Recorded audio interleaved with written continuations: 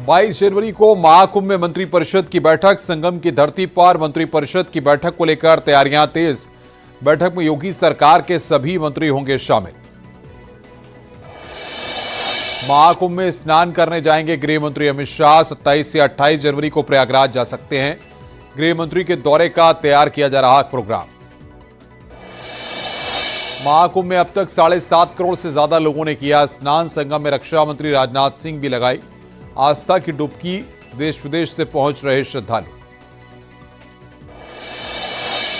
महाकुंभ में मोतियों और रुद्राक्ष की माला बेचने वाली लड़की सोशल मीडिया में वायरल। खूबसूरत लड़की मोनालिसा की खूबसूरती की चर्चा ऐश्वर्या राय से हो रही है। महाकुंभ में पुख्ता है सुरक्षा। महाकुंभ में पुलिस के साथ की 40 कंपनी पीएसी की भी तैनाती की गई है। प्रयागराज महाकुंभ से चर्चा में आया आईआईटी बाबा के डांस के वीडियो वायरल। जमकर झूमते नजर आ रहे हैं आईआईटी बाबा। महाकुंभ मेले में आ रहे अजब गजब साधु संत। श्री पंचायती अखाड़ा महानिर्वाणी अखाड़ा छावनी के बाहर कार की बोनट पर बैठकर श्रद्धालुओं को दर्शन दे रहे बाबा। लोगों के सिर पर मोर पंख रखकर दे रहे आशीर्वाद। प्रयागराज महाकुंभ में बनाए जा रहे करीब 5000 नए नागा साधु। अलग अलग अखाड़े में चल रही प्रक्रिया। हजारों नौजवान बन रहे नागा साधु। अपना ही पिंडदान करते हैं नागा साधु। प्रयागराज महाकुंभ को प्लास्टिक फ्री बनाने के लिए लोगों को दिए जा रहे संदेश। जौनपुर में आरएसएस ने चलाया एक थाली एक थैला अभियान। महाकुंभ में आने वाले श्रद्धालुओं को भेजने की तैयारी। महाकुंभ क्षेत्र के सेक्टर 7 की पहचान बना मटकेवाला। जल जीवन मिशन के स्वच्छ जल गांव में बना है विशालकाय मटका। इतने बड़े मटके और उसे गिरते जल की कलाकृति देखने उमड़ा लोगों का हुजूम।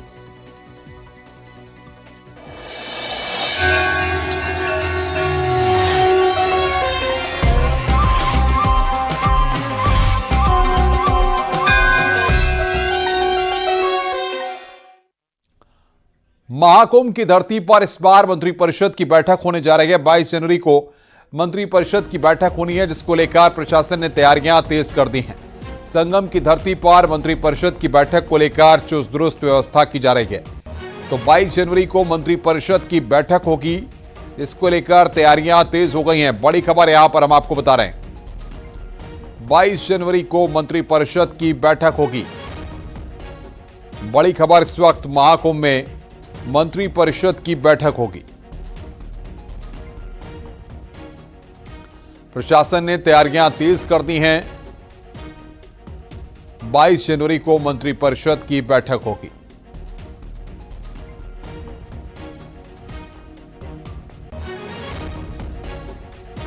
और सीधे रुख करते हैं महाकुंभ क्षेत्र का, जहां से मौजूद है हमारे सहयोगी सर्वेश दुबे। सर्वेश, 22 तारीख को मंत्रिपरिषद की बैठक होगी। कहां पर महाकुंभ क्षेत्र में बैठक होगी और इसको लेकर क्या तैयारियां की जा रही हैं? देखिए, महाकुंभ में जो बैठक होगी सीएम योगी की कैबिनेट की, उस बैठक को लेकर तैयारियां अभी शाम को ये फाइनल हुआ है। पहले ये कहा जा रहा था कि ये बैठक फरवरी में होगी, तो इसलिए इसकी तैयारियां नहीं हो रही थी। लेकिन जैसे ही ये खबर आई, तमाम अधिकारियों से हमने बात करनी चाहिए तो उन्होंने कहा कि उन्हें जानकारी नहीं, शायद लखनऊ जानकारी नहीं है, लेकिन अब तक जानकारी आ गई होगी। और प्रयागराज मेला प्राधिकरण का जो सभागार है, सबसे बड़ी संभावना है कि वहीं पर यह हो सकती है या फिर दूसरी किसी जगह अन्य जगह पर कराई जाएगी, इसकी अभी जानकारी नहीं है। लेकिन बड़ी संभावना यही है कि प्रयागराज मेला प्राधिकरण की बैठक में किसके सभागार में, ICCC के सभागार में यह बैठक सीएम योगी कैबिनेट की होगी। यह महत्वपूर्ण बैठक होगी क्योंकि 2025 का जो ये महाकुंभ है, इसमें अगर बैठक होगी तो निश्चित तौर पर यूपी को लेकर बड़े कुछ फैसले लिए जा सकते हैं। और खास तौर पर सनातन धर्म और इसको लेकर, चूंकि ये विश्व का सबसे बड़ा धार्मिक आध्यात्मिक मेला है, तो यहाँ पर फैसले लिए जा सकते हैं। क्योंकि 2019 के पहले, अनुपम आपको याद होगा कि अक्टूबर 18 में यहाँ पर प्रयागराज नाम बदला गया था, इलाहाबाद का नाम प्रयागराज किया गया था। और इसके साथ साथ जब कैबिनेट बैठक हुई थी तो उसके बाद सीएम योगी आदित्यनाथ ने मेरठ से लेकर प्रयागराज तक गंगा एक्सप्रेसवे जो 500 किलोमीटर से ज्यादा लंबा है उसको बनाने का ऐलान किया, तो जो लगभग बनकर तैयार हो गया है। तो ये कह सकते हैं कि इस बार के इस कैबिनेट बैठक में भी कई बड़ी घोषणाएं हो सकती हैं, कई बड़े ऐलान हो सकते हैं। और लग हो सकता है कि जो सनातन धर्म के तमाम स्थान हैं उनको लेकर कोई सर्किट बनाने की बात हो, इस तरह की भी कोई घोषणा हो सकती है। तो ये बड़ा देखने वाली बात होगी और बहुत महत्वपूर्ण होगा कि जब यहाँ पर सीएम योगी की कैबिनेट आएगी तो न केवल वो यहाँ पर बैठक करेगी बल्कि गंगा स्नान भी करेगी और यहाँ पर लोगों साधु संतों की शिविरों में जाएंगी, क्योंकि सीएम योगी आदित्यनाथ गोरक्षपीठ के पीठाधीश्वर हैं और इसके अलावा जो नाथ संप्रदाय है उसके महायोगी सभा के वो अध्यक्ष भी हैं, तो उनका भी यहाँ पर सेक्टर 15 में शिविर लगा है नाथ संप्रदाय का, तो सीएम योगी आदित्यनाथ वहां भी जा सकते हैं। चर्चा ऐसी है कि जब कैबिनेट बैठक में सीएम योगी आएंगे तो यहाँ पर 1-2 दिन वो रुक सकते हैं, न केवल अपने नाथ संप्रदाय के मठ में वो जाएंगे शिविर में, बल्कि दूसरे साधु संतों से भी वो मुलाकात कर सकते हैं और इस दौरान वो अन्य कार्यक्रमों में भी हिस्सा ले सकते हैं। अनुपम, यहाँ आगे मैं जोड़ दूं कि यहाँ पर इस वक्त मैं मौजूद हूँ, आप देख सकते हैं। बिल्कुल मैं आऊंगा सर्वेश आपके पास, आपसे बातचीत करूंगा, आप बने रहिए हमारे साथ। सर्वेश हमारे संवाददाता लगातार हमारे साथ बने हुए हैं। महाकुंभ में आज 36 लाख लोगों ने स्नान किया है। शाम 6 बजे तक करीब 40 लाख लोगों ने डुबकी लगाई है। 30 लाख श्रद्धालुओं ने संगम स्नान किया है। 10 लाख कल्पवासियों ने डुबकी लगाई है। अब तक 7.6 करोड़ से ज्यादा लोगों ने डुबकी लगाई है। महाकुंभ में 10 लाख लोग कल्पवास कर रहे हैं। बड़ी खबर यहां पर हम आपको बता रहे हैं और सर्वेश लगातार हमारे साथ बने हुए। सर्वेश, अब तक 7.6 करोड़ से ज्यादा लोगों ने आस्था की डुबकी लगाई है और लगातार यह आंकड़ा बढ़ता जा रहा है। अनुपम, देखिए, ये जिस तरह से दिव्य और भव्य कुंभ 2019 में हुआ था उससे ज्यादा इसका क्षेत्रफल ज्यादा है, ज्यादा यहाँ पर तैयारियां की गई हैं और आज शनिवार का दिन है। शनिवार और रविवार को ये संभावना रहती है कि ज्यादा भीड़ रहेगी, चूंकि लोकल भीड़ भी आती है, लेकिन हम कैमरा पर्सन से कहेंगे कि वो दिखाएं किस तरह से गाड़ियों का यहाँ पर रेला लगा हुआ है, जाम की स्थिति बनी हुई है और यहाँ पर जिस तरह के यहाँ पर लोग हैं, आप देखिए कि बड़ी संख्या में लोग पहुंचे हैं और आज का जो आंकड़ा है करीब 39 लाख लोग अब तक संगम में आस्था की डुबकी लगा चुके हैं, जिनमें से करीब 10 लाख ऐसे लोग हैं, जो 10 लाख लोग हैं वो लोग ऐसे हैं कि वो कल्पवास कर रहे हैं, यहाँ शिविरों में रह रहे हैं और जो बाहर से आई हुई भीड़ है वो करीब 30 लाख है। तो ये कह सकते हैं कि आज बड़ी संख्या में लोग यहाँ पर पहुंचे। कुछ यहाँ पर माताएं हैं, कुछ बहनें हैं जो कि यहाँ पर आज उन्होंने स्नान किया, उनसे बात कर लेते हैं। माता जी, बताइए कि आज आपने स्नान किया है, कितनी बढ़िया भव्य व्यवस्था है यहाँ पर? बहुत बढ़िया व्यवस्था है। योगी जी सरकार का बहुत बहुत धन्यवाद। बहुत ही अच्छी व्यवस्था रखी है उन्होंने। माता जी, यहाँ पर बहुत गाड़ियाँ आ गई हैं, बहुत भीड़ हो गई है, लोग आ रहे हैं दूर दूर से, कैसा लग रहा है यहाँ पर? बहुत अच्छा लग रहा है। बहुत अच्छा लग रहा है। कैसी व्यवस्था है यहाँ पर? बहुत अच्छी है। योगी सरकार का बहुत बहुत धन्यवाद जो इतना अच्छा इस बार इवेंट को बहुत अच्छा बनाया है। कैसे इंतजाम है यहाँ पर? यहाँ पर बहुत अच्छा इंतजाम है। अच्छा, अब आप लोग एक भजन सुना दीजिए यहाँ पर दर्शकों को। मेरी झोपड़ी के भाग आज खुल जाएंगे, राम आएंगे। मेरी झोपड़ी के भाग आज खुल जाएंगे, राम आएंगे। राम आएंगे, आएंगे, राम आएंगे। राम आएंगे, आएंगे, राम आएंगे। मेरी झोपड़ी के भाग आज खुल जाएंगे, राम आएंगे। राम आएंगे तो अंगना सजाऊंगी, राम आएंगे तो बिल्कुल सर्वेश, बहुत ही महत्वपूर्ण जानकारियां आप पहुंचा रहे हैं। बहुत बहुत शुक्रिया आपका हमारे साथ जुड़ने के लिए और तमाम अपडेट्स देने के लिए। प्रयागराज में महाकुंभ की शुरुआत से ही आईआईटी वाले बाबा अभय सिंह खासे चर्चा में रहे। उनके वीडियो सोशल मीडिया पर लगातार वायरल हो रहे हैं और मिलने वाले लोगों का तांता लगा हुआ था। इन सब के बीच बाबा अभय सिंह महाकुंभ से अचानक गायब हो गए। इस बात की चर्चा है कि वे आखिर कहां और क्यों गए। महाकुंभ में उनके साथ जो संत थे, न्यूज़ 18 ने उनके साथ बातचीत की। ये भी कहा जा रहा है बाबा कि उन्हें यहाँ से भगा दिया गया। न, भगाया नहीं है। और किसी पत्रकार महोदय ने सूचना दी थी कि अपने जो आचार्य हैं महामंडलेश्वर जी, स्वामी श्री अवधेशानंद गिरी जी महाराज, उन्होंने अपने शिविर में बुलाया है, तो उनको आरती के टाइम पे लेके गए थे। उधर उनका जो थोड़ा बिहेवियर जमा नहीं, और वो थोड़े नहीं, बिहेवियर कैसे नहीं जमा? उनकी एक्टिविटी थोड़ी वैसे चेंज हो गई थी। जैसे कि एक वैसे विक्षिप्त व्यक्ति करता है वैसे हो गई थी। तो गुरुजी ने कहा कि नहीं, ऐसा क्या कर रहे थे जिससे आपको ये प्रतीत हुआ, लगा कि उनकी एक्टिविटी अलग हो गई है? जैसे उनको कह रहे आओ महाराज, वो आ नहीं रहे हैं। और लाइन में वहाँ से सब उनकी सब व्यवस्था है ना, वो व्यवस्था सम्मिलित नहीं होगी। वो खड़े होने के लिए वहाँ बोलो वो बैठ रहे, बैठने के लिए कहो वहाँ खड़े हो रहे, जहाँ शांत रहने के लिए कहो वहाँ वो बोल रहे। ऐसा क्यों? क्या कर रहे थे ऐसा जो ऐसी एक्टिविटी उनकी हो रही थी? अब वो जाने, वो थोड़ा सा नहीं, आप रह रहे थे ना साथ में, साथ में आपने रह रहे थे। देखी पहले- होंगी पहले चीजें। बहुत अच्छे रहे, वो बहुत अच्छे रहे। और कल भी हमने उनका सुना कुछ मीडिया में कि वो बोल रहे थे कि नहीं, मैं तो अपने आप में संतुलित हूँ, हाँ मेरी मानसिक स्थिति कोई खराब नहीं, ऐसा उन्होंने बोला। तो बहुत अच्छी बात है। और मैं भी शुभकामनाएं करता हूँ कि वो बहुत अपना मिशन जो के लिए निकले हैं वो पूरा करें। पहले ठीक थे, यहाँ पर आकर डिप्रेस हो गए, ऐसा है क्या? बहुत अच्छे थे और 2-3 दिन तो अच्छे रहे, लेकिन मीडिया वाले काफी आते रहे उनके पास। नहीं, मीडिया वाले तो आए, पर डिप्रेस कैसे हो गए, वही पूछ रही हूँ मैं। ऐसा क्या हो गया यहाँ पे जो डिप्रेस हो गए वो इतना? टाइम उनका ज्यादा मीडिया वाला लिया तो सेट नहीं हो पा रहे थे वो, तो हल्का सा बीड़ी सिगरेट का नशा लेने लगे। और भी जी, ज्यादा नशे की वजह से उनकी हम कहें कि स्थिति खराब होती चली गई। हाँ जी, धूमपान करने लगे थे अधिक। हाँ। शराब भी पी रहे थे क्या? नो, शराब नहीं पी। उन्होंने शराब का तो पहले इंटरव्यू दिया था कि मैंने उस समय जब पढ़ते थे हाँ। तब उन्होंने ऐसा किया, ऐसा मैंने सुना है। धूम्रपान वगैरह कर रहे थे, और क्या कर रहे थे? चिलम लगाना और बस। ठीक, बहुत बहुत शुक्रिया। वही छोड़ के आए थे। कुछ पता है कि आएंगे नहीं आएंगे? हालांकि ये कहा जा रहा है यहीं पर हैं। हाँ, यहीं पे हैं, लेकिन वो किसी को गुरु मानना नहीं चाहते, बनाना नहीं चाहते हैं सभी को। गुरु तो बनाया था उन्होंने। तो जो परंपरा, हाँ बनाया था, लेकिन वो टेम्परेरी गुरु बोला, टेम्परेरी गुरु है हमारे। टेम्पररी गुरु कहाँ बनते हैं? वो उनका विचार है। अगर आप आध्यात्म की राह पर है, जब परंपराओं से निबंध हो गए, हमारी संस्कृति से निबंध हो गए, तो अब क्या फिर करें? तुम माता पिता की बात नहीं मान रहा, साधु संतों की बात नहीं मान रहा, तो क्या?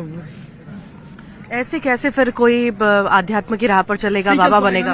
हाँ, हाँ। नियम धियम तो होता है। हाँ। नेम प्रेम तो होता है। जब आपकी मर्जी हुई बाबा बन गए, जब चाहे छोड़ दिया। फिर यही तो था उनमें कि उनको जो नियम है उनको उसके अनुसार चलाने का प्रयास कर रहे थे। वो नहीं कबूल किया, उन्होंने नहीं पसंद किया, नहीं उनको भाया, तो ठीक है, जैसा आपको अच्छा लगे वैसे करें। गृह मंत्री अमित शाह भी महाकुंभ में स्नान करेंगे। 27 से 28 जनवरी को प्रयागराज आ सकते हैं। गृह मंत्री का कार्यक्रम तैयार किया जा रहा है। महाकुंभ में स्नान के बाद दान पुण्य करेंगे, मंदिरों में दर्शन करने भी जा सकते हैं। तो महाकुंभ में स्नान करेंगे अमित शाह, ये बड़ी खबर इस वक्त हम आपको बता रहे हैं। 27 से 28 जनवरी को प्रयागराज जा सकते हैं।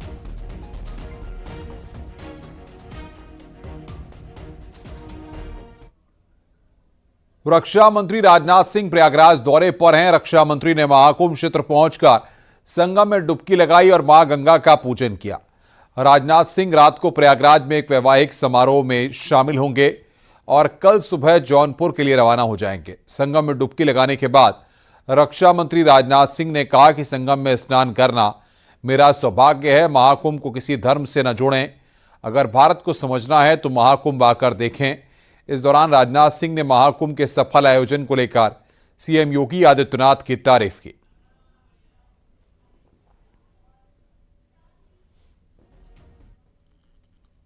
सनातन आध्यात्मिक विश्व के सबसे बड़े जन समागम का कुशल संचालन जिस तरीके से हमारे उत्तर प्रदेश के मुख्यमंत्री श्रीमान योगी आदित्यनाथ जी ने किया है, जिस श्रद्धा भाव से यहाँ के मुख्यमंत्री ने इस महाकुंभ का आयोजन किया है, इसके लिए वह साधुवाद के पात्र हैं, बधाई के पात्र हैं।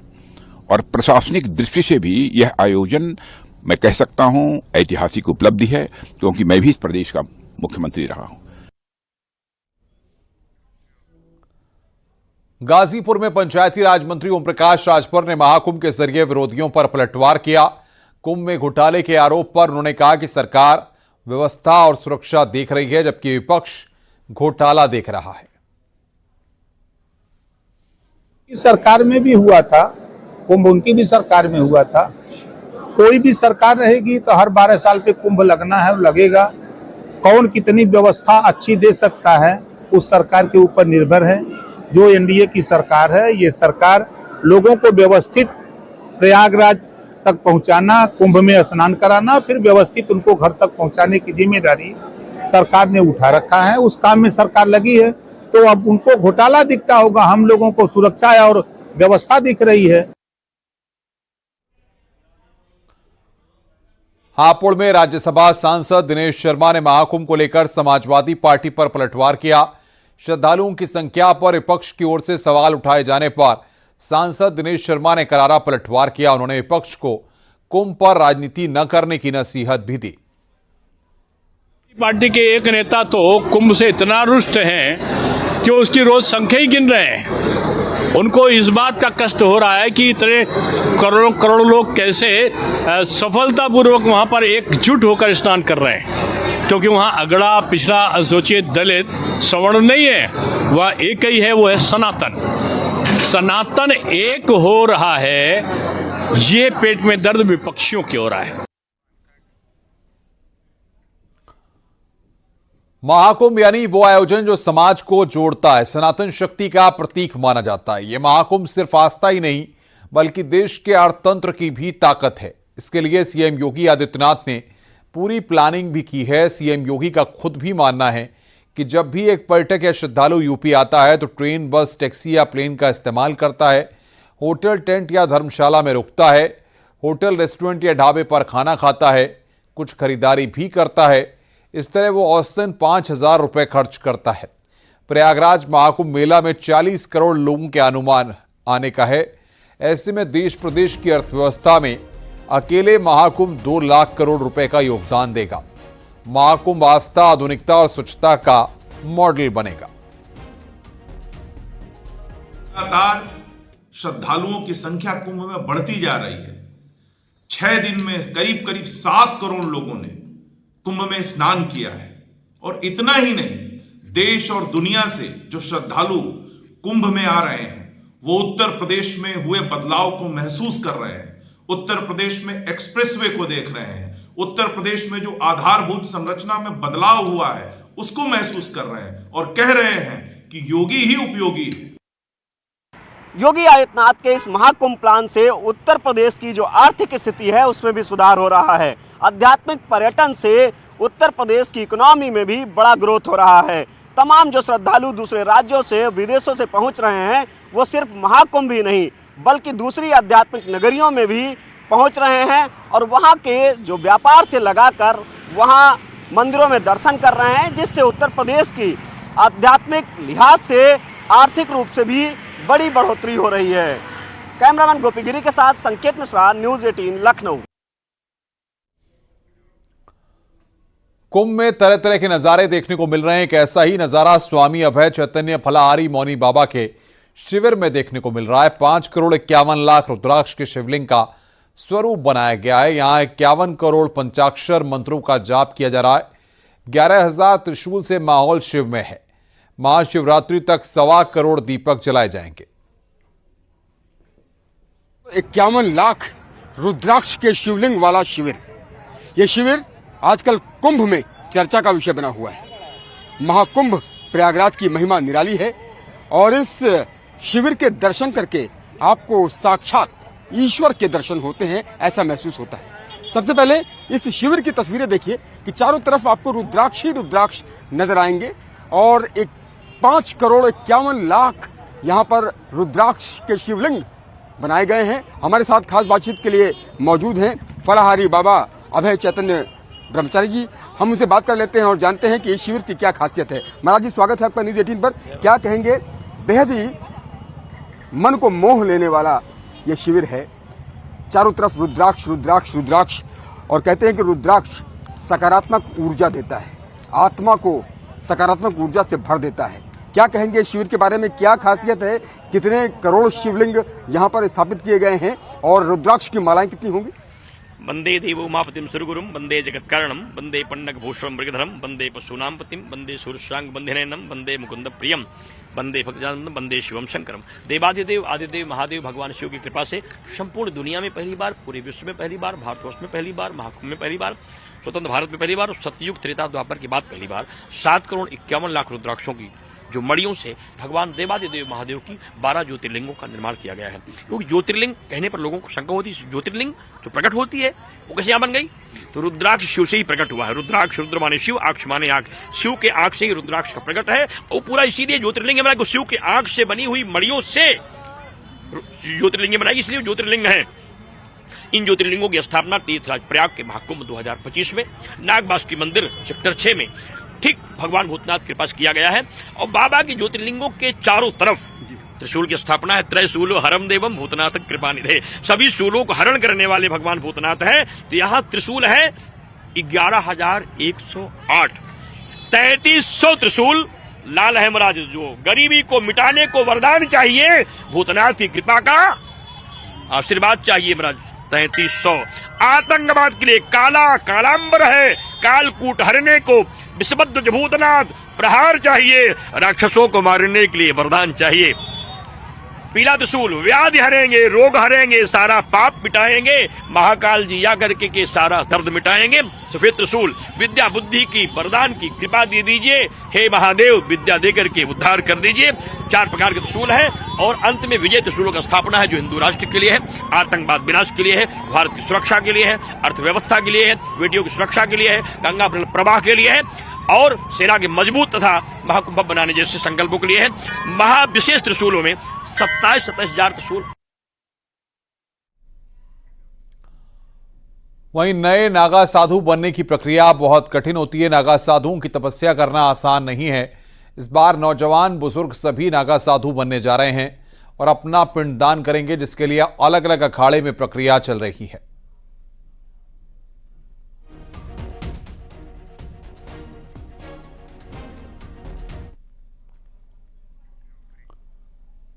रुक रहे हैं यहां पर ब्रेक के लिए। खबरों का सिलसिला लगातार जारी है।